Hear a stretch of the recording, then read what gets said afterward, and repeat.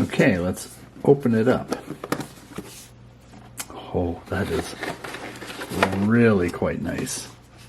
So on this side, we have a USB-C port, looks like AV in, micro SD card, auxiliary.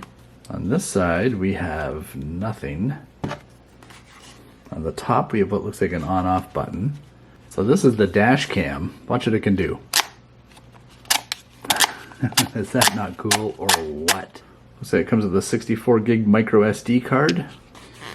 Okay, let's go see if we can figure it out.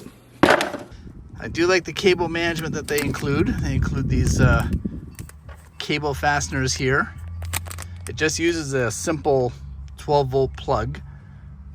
Yeah, I think it's going to work pretty well. Let's take it on the road and see how well it works.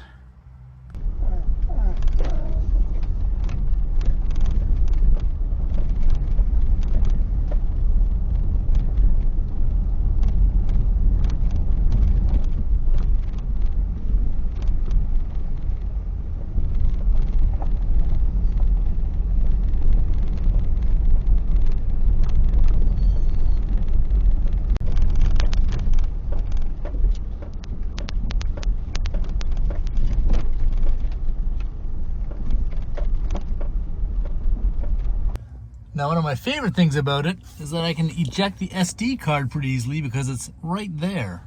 Now, what I do like about it is you just have to tap it to bring it back if you have the screensaver on. And this is Apple CarPlay.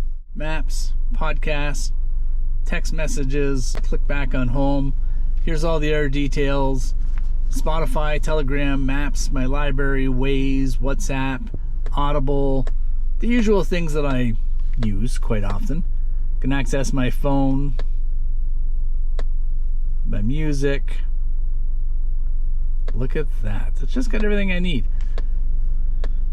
The smart screen is where I am mostly.